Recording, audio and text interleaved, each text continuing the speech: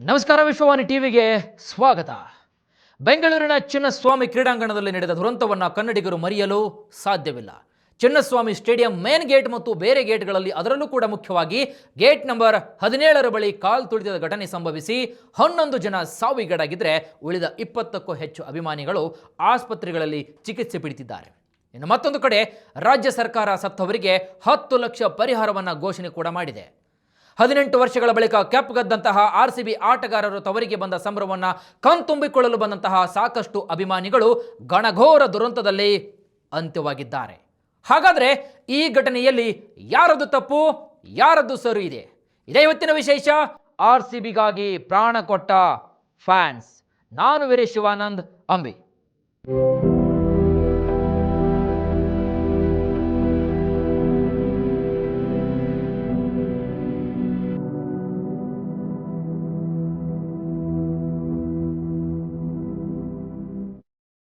ಅದು ಜೂನ್ 4, 2025 ಸಂಜೆ ಸುಮಾರು 5ರಿಂದ 6 ಗಂಟೆ ಆಸ್ಪಾಸು.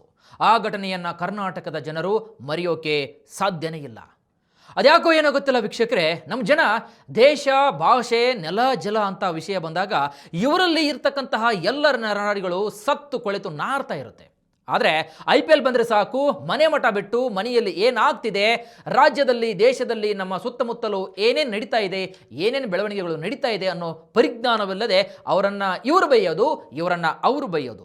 ಆ ತಂಡದ ಮೇಲೆ ಬೆಟ್ಟಿಂಗ್ ಕಟ್ಟಿ ಅಷ್ಟು ಗೆದ್ದೆ, ಈ ತಂಡದ ಮೇಲೆ ಬೆಟ್ಟಿಂಗ್ ಕಟ್ಟಿ ಇಷ್ಟು ಸೋತೆ, ಇಷ್ಟು ಸಾಲ ಮಾಡಿಕೊಂಡೆ, ಕೊನೆಗೆ ಮನೆಯವರು ಬೀದಿ ಪಾಲು. ನಿಮ್ಮಲ್ಲಿ ಅಭಿಮಾನ ಇರಲಿ, ಅದನ್ನು ಖುಷಿ ಪಡೋಣ. ಆದರೆ ಇಲ್ಲಿ ಏನಾಗುತ್ತೆ ಅಂದರೆ ಅದೇ ಅಭಿಮಾನ ನಿಮ್ಮನ್ನೇ ಬಲಿ ಪಡೆಯುವಷ್ಟು ಅಂಧಾಭಿಮಾನ ಇದೆಯಲ್ಲ, ಇದು ದ ಮೋಸ್ಟ್ ಡೇಂಜರಸ್. ಇದಕ್ಕೆ ಉದಾಹರಣೆ ಜೂನ್ 4, 2025 ಸಂಜೆ ಚಿನ್ನಸ್ವಾಮಿ ಕ್ರೀಡಾಂಗಣದಲ್ಲಿ ನಡೆದಂತಹ ಗಣಘೋರ ದುರಂತ. 18 ವರ್ಷಗಳ ಹಿಂದೆ ಶುರುವಾದಂತಹ ಇದೇ IPL ಆಟ ಅಂದಿನಿಂದ ಇಂದಿನವರೆಗೆ ಕಪ್ ಗೆಲ್ಲೋಕೆ ಆಗ್ತಿಲ್ಲ ಅನ್ನೋ ಒಂದೇ ಒಂದು ಕೊರಗು ಚಿಕ್ಕವರಿಂದ ಹಿಡಿದು ದೊಡ್ಡ ವಯಸ್ಸಿನವರೆಗೂ ಕೂಡ ಎಲ್ಲರಿಗೂ ಕಾಡ್ತಾನೆ ಇತ್ತು. ನಮಗೂ ಕೂಡ ಕಾಡಿದೆ, ಅದರಲ್ಲೇನು ಬೇರೆ ಮಾತಿಲ್ಲ. ವಿಷಯ ಅದಲ್ಲ. ವಿಷಯ ಏನಪ್ಪ ಅಂದರೆ 18 ವರ್ಷಗಳ ನಂತರ RCB ತಂಡಕ್ಕೆ ಸನ್ಮಾನ ಮಾಡೋಣ ಅಂತ, ಗೆದ್ದಿರ್ತಕ್ಕಂಥ ಹಿನ್ನೆಲೆ ಸನ್ಮಾನ ಮಾಡೋಣ ಅಂತ ಅದು ಯಾವ ಮಹಾನ್ ಭಾವ ಈ ಐಡಿಯಾನ ಕೊಟ್ಟನೋ ಗೊತ್ತಿಲ್ಲ. ಸಂಭ್ರಮ ಸಡಗರದಿಂದ ತುಂಬಿರಬೇಕಾದಂತಹ ಕಾರ್ಯಕ್ರಮ ಇದೀಗ ಸೂತಕದ ವಾತಾವರಣದಿಂದ ತುಂಬಿ ಹೋಯಿತು. ಯಾವುದೇ ಕಾರ್ಯಕ್ರಮವಾಗಲಿ ಅಥವಾ ಯಾವುದೇ ಕಾರ್ಯಕ್ರಮ ಮಾಡಬೇಕಾದ್ರೆ ಅದಕ್ಕೆ ಅದರದೇ ಆದಂತಹ ಒಂದು ರೀತಿ ರಿವಾಜು ಅಂತ, ಒಂದು ಪ್ರೋಟೋಕಾಲ್ ಅಂತ ಇರುತ್ತೆ.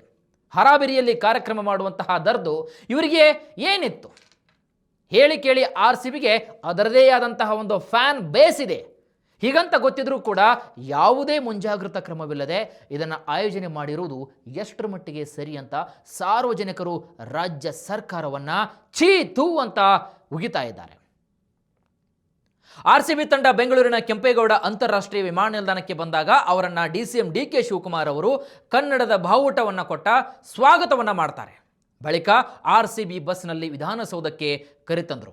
ಇದುವರೆಗೆ ಸುಮ್ಮನಿದ್ದಂತಹ ಅಭಿಮಾನಿಗಳು ಯಾವಾಗ RCB ಟೀಮ್ ವಿಧಾನಸೌಧಕ್ಕೆ ಬಂತೋ ತಮ್ಮ ನೆಚ್ಚಿನ ಆಟಗಾರರನ್ನು ನೋಡಿ ಕಣ್ತುಂಬಿಕೊಳ್ಳಲು ಜನ ಅಲ್ಲಿ ಹಾಕಲಾದಂತಹ ಬ್ಯಾರಿಕೇಡ್ಗಳನ್ನು, ಗೇಟ್ಗಳನ್ನು ತಳ್ಳಿ ಒಳಗೆ ನುಗ್ಗೋಕೆ ಪ್ರಾರಂಭ ಮಾಡ್ತಾರೆ.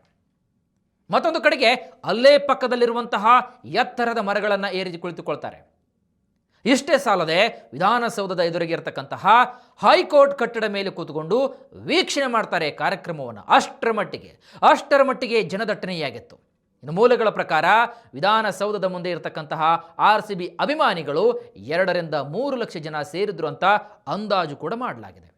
ಇನ್ನು RCB ತಂಡ ವಿಧಾನಸೌಧದಿಂದ ಯಾವಾಗ ಚಿನ್ನಸ್ವಾಮಿ ಸ್ಟೇಡಿಯಂಗೆ ಹೋಗಲು ಶುರು ಮಾಡ್ತಾರೋ ಆವಾಗ ನೋಡಿ ನೂಕಾಟ, ತಿಕ್ಕಾಟ, ತಳ್ಳಾಟ. ಕೇವಲ ಅರ್ಧ ಗಂಟೆಯಲ್ಲಿ 50ಕ್ಕೂ ಅಧಿಕ ಜನರು ಕಾಲ್ತುಳಿತಕ್ಕೆ ಒಳಗಾಗ್ತಾರೆ. ಇನ್ನು ಅಸ್ವಸ್ಥರಾದರನ್ನು ಬೌರಿಂಗ್ ಆಸ್ಪತ್ರೆ ಮತ್ತು ವೈದ್ಯಕೀಯ ಆಸ್ಪತ್ರೆಗೆ ಹಾಕಲಾಗುತ್ತೆ. ಆದರೆ ಚಿಕಿತ್ಸೆ ಫಲಕಾರಿಯಾಗಿದೆ. ಅಲ್ಲಿರ್ತಕ್ಕಂತಹ ಅಸ್ವಸ್ಥರ ಪೈಕಿ ಒಟ್ಟು 11 ಜನ ತಮ್ಮ ಪ್ರಾಣವನ್ನು ಕೊಡಬೇಕಾಗುತ್ತೆ. ಚಿನ್ನಸ್ವಾಮಿ ಸ್ಟೇಡಿಯಂ ಮೇನ್ ಗೇಟ್ ಮತ್ತು ಬೇರೆ ಗೇಟ್ಗಳಲ್ಲಿ, ಅದರಲ್ಲೂ ಕೂಡ ಮುಖ್ಯವಾಗಿ ಗೇಟ್ ನಂಬರ್ 17ರ ಬಳಿ ಕಾಲು ತುಳಿತದ ಘಟನೆ ಸಂಭವಿಸಿ ಒಟ್ಟು 11 ಜನ ಅಸುನೀಗಿದ್ದು, ಸಿದ್ದರಾಮಯ್ಯ ಸರ್ಕಾರ ಸತ್ತವರಿಗೆ ಒಬ್ಬೊಬ್ಬರಿಗೆ 10 ಲಕ್ಷ ಪರಿಹಾರವನ್ನೇನೋ ಘೋಷಣೆ ಮಾಡಿದೆ. ಆದರೆ ಆ ಹಣದಿಂದ ಆಗೋದಾದರೂ ಏನು? ಸತ್ತವರಲ್ಲಿ ವರ್ಷಕ್ಕೆ 10 ಲಕ್ಷಕ್ಕಿಂತ ಹೆಚ್ಚು ದುಡಿತಾ ಇರತಕ್ಕಂತಹ ಜನರು ಕೂಡ ಇರಬಹುದಲ್ವಾ? ಹಾಗಾದರೆ ಕೇವಲ 10 ಲಕ್ಷ ರೂಪಾಯಿ ಒಂದು ಸಾವಿನ ಬೆಲೆನ ಅಂತ ಸಾರ್ವಜನಿಕರು ಇದೀಗ ಹಿಡಿಶಾಪವನ್ನು ಹಾಕ್ತಿದ್ದಾರೆ. ಮತ್ತೊಂದು ಕಡೆಗೆ ಹೈಕೋರ್ಟ್ ಇದನ್ನು ಸ್ವಯಂ ಪ್ರೇರಿತವಾಗಿ ಸಾರ್ವಜನಿಕ ಹಿತಾಸಕ್ತಿ ಅರ್ಜಿಯನ್ನು ದಾಖಲಿಸಿಕೊಂಡಿದೆ. ಘಟನೆ ಬಗ್ಗೆ ವರದಿ ಸಲ್ಲಿಸಲು ಸರ್ಕಾರಕ್ಕೆ ಸೂಚನೆ ಕೂಡ ನೀಡಿದ್ದು, ಪತ್ರಿಕೆಗಳಲ್ಲಿ ಮತ್ತು ಟಿವಿ ಮಾಧ್ಯಮಗಳಲ್ಲಿ ಬಂದಂತಹ ವರದಿಯನ್ನು ಆಧರಿಸಿ ಸ್ವಯಂ ಪ್ರೇರಿತ PIL ಅನ್ನು ದಾಖಲಿಸಿಕೊಂಡಿದೆ ಹೈಕೋರ್ಟ್. ಇನ್ನು ಪ್ರಕರಣವನ್ನು ಗಂಭೀರವಾಗಿ ಪರಿಗಣಿಸಿದ್ದೇವೆ ಅಂತ ಕರ್ನಾಟಕ ಹೈಕೋರ್ಟ್ ಪೀಠ ಇದೀಗ ಹೇಳಿದ್ದು, 11 ಸಾವುಗಳಿಗೆ ಸಂಬಂಧಿಸಿ ಇದು ಅಸಹಜ ಸಾವು ಪ್ರಕರಣಗಳನ್ನು ದಾಖಲಿಸಲಾಗಿದೆ. ಆದರೆ FIR ದಾಖಲಿಸದೇ ಇರುವುದು ಪೊಲೀಸರ ನಡೆ ಸ್ವಲ್ಪ ಅನುಮಾನಗಳಿಗೆ ಕಾರಣವಾಗಿದೆ. ಹಿರಿಯ ಪೊಲೀಸ್ ಅಧಿಕಾರಿಗಳ ಸೂಚನೆ ಮೇರೆಗೆ ಅಸಹಜ ಸಾವು ಪ್ರಕರಣ ಅಂತ ದಾಖಲಿಸಲಾಗಿದೆ, ಹೇಗೆ ಅಂತ ಇದೀಗ ಹೈಕೋರ್ಟ್ ಪ್ರಶ್ನೆಯನ್ನು ಎತ್ತಿದೆ. ವೀಕ್ಷಕರೇ, ಭೀಕರ ದುರಂತ ಹಿನ್ನೆಲೆ ಇದುವರೆಗೆ ಒಂದೇ ಒಂದು FIR ದಾಖಲಾಗಿಲ್ಲ.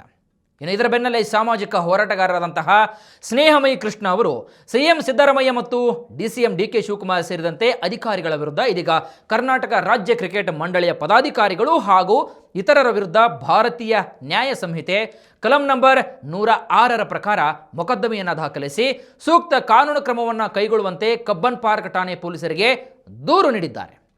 ಮತ್ತೊಂದು ಕಡೆಗೆ ವಿಪಕ್ಷ ನಾಯಕರು ರಾಜ್ಯ ಸರ್ಕಾರವನ್ನು ಹಿಗ್ಗಾಮುಗ್ಗ ವಾಗ್ದಾಳಿ ಮಾಡ್ತಿದ್ದಾರೆ. ಅಹಮದಾಬಾದ್ನಲ್ಲಿ RCB ಗೆದ್ದಾಗಲೇ ದೀಪಾವಳಿಗೆ ಕಡಿಮೆ ಇಲ್ಲದಂತೆ ಬೆಂಗಳೂರಿನಲ್ಲಿ ಸಂಭ್ರಮಾಚರಣೆ ಮಾಡ್ತಾ ಇದ್ರು. ಆ ರೇಂಜ್ಗೆ ಇಲ್ಲಿ ಸೆಲೆಬ್ರೇಟ್ ಮಾಡಿದ್ರು. ಇನ್ನು ಅವರು ಬಂದಾಗ ವಿಜಯೋತ್ಸವ ಅದು ಯಾವ ಪ್ರಮಾಣದಲ್ಲಿ ನಡೆಯಬಹುದೆಂಬ ಅಟ್ಲೀಸ್ಟ್ ಅವರಿಗೆ ಒಂದು ಅರಿವು ಗುಪ್ತಚರ ಇಲಾಖೆಗೆ ಇರಲಿಲ್ವಾ? ಸಂಭ್ರಮಾಚರಣೆ, ಸತ್ಕಾರ ಮತ್ತು ಮೆರವಣಿಗೆಯ ಬಗ್ಗೆ ಸ್ಪಷ್ಟತೆಯೇ ಇರಲಿಲ್ಲ ಇವರಿಗೆ. ಇನ್ನು ಜನಸಾಮಾನ್ಯರಿಗೆ ಅದು ಯಾವ ರೀತಿಯಾಗಿ ಅರ್ಥವಾಗುತ್ತೆ? ಹೀಗಂತ ಬೇಜವಾಬ್ದಾರಿಯ ಸರ್ಕಾರ ಅಂತ ವಿಪಕ್ಷ ನಾಯಕರು ಇದೀಗ ಸರ್ಕಾರದ ವಿರುದ್ಧ ಕಿಡಿಕಾರ್ತಾ ಇದ್ದಾರೆ. ಇದಕ್ಕೆ ನೇರವಾದಂತಹ ಒಂದು ಹೊಣೆಯನ್ನು ಆಡಳಿತ ಪಕ್ಷವೇ ಹೊರಬೇಕಾಗುತ್ತೆ ಅಂತ ಮಾತನಾಡ್ತಿದ್ದಾರೆ. ಇನ್ನು ಘಟನೆ ಬಗ್ಗೆ ಮಾಧ್ಯಮಗಳಿಗೆ ಪ್ರತಿಕ್ರಿಯೆ ನೀಡುವಾಗ DCM DK ಶಿವಕುಮಾರ್ ಅವರು ಕೂಡ ಕಣ್ಣೀರು ಹಾಕಿದ್ದಾರೆ. ಮಾಧ್ಯಮ ಪ್ರತಿನಿಧಿಗಳ ಬಳಿ ಭಾವುಕರಾಗಿ ಮಾತನಾಡಿದಂತಹ DCM DK ಶಿವಕುಮಾರ್ ಅವರು, ದುರ್ಘಟನೆಯಲ್ಲಿ ಜನ ಸತ್ತಿರುವಂತಹ ವಿಷಯ ನನಗೆ ಗೊತ್ತೇ ಇರಲಿಲ್ಲ. ಮೀಡಿಯಾದವರ ಮೂಲಕವೇ ನನಗೆ ಗೊತ್ತಾಗಿದ್ದು, ಅದಾದ ಬಳಿಕವೇ ನಗರ ಪೊಲೀಸ್ ಕಮಿಷನರ್ಗೆ ಫೋನ್ ಮಾಡಿ ವಿಷಯವನ್ನು ತಿಳಿಸಿದ್ರು. ನಾನು ತಿಳ್ಕೊಂಡೆ. ಚಿನ್ನಸ್ವಾಮಿ ಸ್ಟೇಡಿಯಂಗೆ ಹೋಗುವಂತಹ ಪ್ಲ್ಯಾನ್ ಸಹ ನನಗೆ ಇರಲಿಲ್ಲ.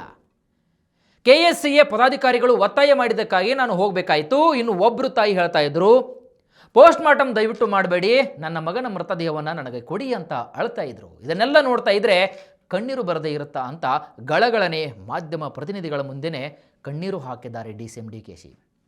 ಆದರೆ ಹೋದ ಜೀವಗಳಂತೂ ವಾಪಸ್ ಬರುತ್ತಾ? ಇಲ್ವಲ್ಲ. ಇನ್ನು ವಿಪಕ್ಷಗಳಿಗೆ ಉತ್ತರ ನೀಡಿದಂತಹ DCM DKC ಅವರು BJP ಶವಗಳ ಮೇಲೆ ರಾಜಕೀಯನ ಮಾಡ್ತಿದ್ದಾರೆ ಎಂದರು. ಇನ್ನು ಘಟನೆ ಬಗ್ಗೆ ಪ್ರತಿಕ್ರಿಯೆ ನೀಡಿದಂತಹ ಗೃಹ ಸಚಿವ G. ಪರಮೇಶ್ವರ್ ಅವರು, ಇಲ್ಲಿ ಚಿನ್ನಸ್ವಾಮಿ ಸ್ಟೇಡಿಯಂ ಗೇಟ್ ನಂಬರ್ 6, 7, 2 ಮತ್ತು 2A, 17, 18, 21, 16 ಇಷ್ಟು ಗೇಟ್ಗಳಲ್ಲಿ ಕಾಲ್ತುಳಿತ ಸಂಭವಿಸಿದೆ. ಘಟನೆ ನಡೆದಂತಹ ಸ್ಥಳದಲ್ಲಿ ಸಾವನ್ನಪ್ಪಿರುವಂತಹ ಬಗ್ಗೆ ನನಗೆ ಮಾಹಿತಿ ಇಲ್ಲ. ಆಸ್ಪತ್ರೆಗೆ ಕರೆದೊಯ್ಯುವಾಗ ಚಿಕಿತ್ಸೆ ಫಲಕಾರಿಯಾಗಿದೆ, ಕೆಲವರು ಮೃತಪಟ್ಟಿದ್ದಾರೆ.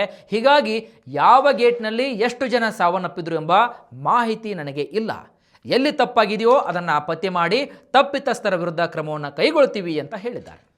ವೀಕ್ಷಕರೇ, ಕೊನೆಯದಾಗಿ ಒಂದು ಮಾತು, ಇಲ್ಲಿ ತಪ್ಪು ಯಾರದ್ದು? ಒಂದು ಕಡೆ 18 ವರ್ಷಗಳ ಬಳಿಕ RCB ಕಪ್ ಗೆದ್ದಂತಹ ಸಂಭ್ರಮಕ್ಕಾಗಿ ಎಲ್ಲ ಕ್ರಿಕೆಟಿಗರನ್ನ ಕಣ್ತುಂಬಿಕೊಳ್ಳಲು ಬಂದಂತಹ ಅಭಿಮಾನಿಗಳದು ತಪ್ಪ, ಅಥವಾ ಮುಂಜಾಗ್ರತಾ ಕ್ರಮವಿಲ್ಲದೆ ಸರ್ಕಾರ ಈ ಇವೆಂಟನ್ನು ಆಯೋಜನೆ ಮಾಡಿದ್ದು ತಪ್ಪ? ಆದರೆ ಕೊನೆಗೆ ಬೀದಿ ಹೆಣವಾಗಿ ಬಲಿಯಾಗಿದ್ದು ಮಾತ್ರ ಅಮಾಯಕ ಮುಗ್ಧ ಜೀವಗಳು. ಜೀವ ಇದ್ರೆ ತಾನೇ ಇಂತಹ ಸಾಕಷ್ಟು ಕಪ್ಗಳನ್ನು ಗೆಲ್ಲಬಹುದು ಹಾಗೂ ಮ್ಯಾಚ್ಗಳನ್ನು ನೋಡಬಹುದು. ಆದರೆ ಜೀವನೇ ಹೋದರೆ ಬೀದಿಗೆ ಬರುವುದು ನಮ್ಮ ನಿಮ್ಮೆಲ್ಲರ ಕುಟುಂಬಗಳೇ ಹೊರತು ಅವರ ಮನೆಗಳಲ್ಲ. ತಮ್ಮ ಮಕ್ಕಳನ್ನು ಕರೆದುಕೊಂಡು ಪಾಲಕರ ಪರಿಸ್ಥಿತಿಯನ್ನು ನೋಡಿದರೆ ಎಂಥವರಿಗೂ ಕೂಡ ಕರುಳು ಚಿರುಕ್ಕಂತ ಬರುತ್ತೆ. ಸರ್, ನನ್ನ ಮಗನ ಪೋಸ್ಟ್ ಮಾರ್ಟಮನ್ನು ಮಾಡಿಬಿಡಿ, ದಯವಿಟ್ಟು ಬಾಡಿ ಕೊಡಿ ಅಂತಿದ್ರು. ಮತ್ತೊಂದು ಕಡೆಗೆ, ಸರ್, ಜೀವನ ಪೂರ್ತಿ ದುಡಿದು 100 ಕೋಟಿ ಆಸ್ತಿ ಮಾಡಿದ್ದೇನೆ, ಆದರೆ ಈಗ ಅದನ್ನೆಲ್ಲ ಅನುಭವಿಸೋಕ್ಕೆ ನನ್ನ ಮಗನೇ ಇಲ್ವಲ್ಲ ಅಂತ ತಮ್ಮ ಗೋಳನ್ನು ತೋಡ್ಕೋತಿದ್ದಾರೆ. ಇನ್ನು ಮತ್ತೊಬ್ಬ ಪಾಲಕ, ಇಲ್ಲ ಸರ್, ನನ್ನ ಮಗ ಊಟ ಮಾಡ್ತಾ ಇದ್ದ, ಬೆಂಗಳೂರಿಗೆ RCB ಟೀಮ್ ಬರ್ತಾ ಇದೆ ಅಂತ ಗೊತ್ತಾದಾಗ ಊಟನೂ ಮಾಡದೆ ಅವಸರ ಮಾಡಿ ಸ್ಟೇಡಿಯಂ ಕಡೆಗೆ ಹೋದ.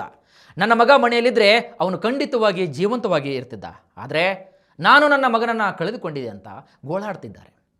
ಇನ್ನು ನಮ್ಮ ಮಾಧ್ಯಮ ವರದಿಗಾರರು ಕೂಡ ಘಟನೆ ಬಗ್ಗೆ ಹೇಳಿದ್ದು, ನಮ್ಮ ಕಣ್ಮುಂದೆ ಘನಘೋರವಾದಂತಹ ದುರಂತವನ್ನು ನೋಡಿದ್ವಿ ನಾವು. ನೋಡ್ತಾ ಇದ್ದಂತೆ ಕಾಲ್ತುಳಿತ ಶುರುವಾಗಿ ಅನೇಕ ಜನ ಅಸ್ವಸ್ಥರಾಗಿ ತಮ್ಮ ಪ್ರಾಣವನ್ನೇ ಕಳೆದುಕೊಂಡ್ರು ಅಂತ ಹೇಳಿದ್ದಾರೆ. ಅಭಿಮಾನ ಇರಲಿ, ಅಭಿಮಾನ ನಿಮಗೂ ಇರುತ್ತೆ, ನಮ್ಮೆಲ್ಲರಿಗೂ ಕೂಡ ಇರುತ್ತೆ. ಆದರೆ ಅಭಿಮಾನ ನಮ್ಮ ಜೀವನವನ್ನೇ ಅಥವಾ ನಮ್ಮ ಜೀವವನ್ನೇ ಬಲಿ ತೆಗೆದುಕೊಳ್ಳುವಷ್ಟರ ಮಟ್ಟಿಗೆ ಇದ್ದರೆ ಅದಕ್ಕೆ ಅಭಿಮಾನ ಅಂತ ಹೇಳಲ್ಲ. ಇಂಥವರಿಗೆ ಏನು ಹೇಳಬೇಕು ಅಂತ ನಮಗಂತೂ ಒಂದು ಗೊತ್ತಾಗ್ತಾ ಇಲ್ಲ. ಎಲ್ಲವನ್ನು ಕೂಡ ನಿಮ್ಮ ವಿವೇಚನೆಗೆ ನಾವು ಬಿಡ್ತೀವಿ. ಇದಾಗಿತ್ತು ಇವತ್ತಿನ ವಿಶೇಷ. ಮತ್ತಷ್ಟು ವೈವಿಧ್ಯಮಯ ಸುದ್ದಿಗಳಿಗಾಗಿ ನೋಡ್ತಾ ಇರಿ ವಿಶ್ವವಾಣಿ ಟಿವಿ.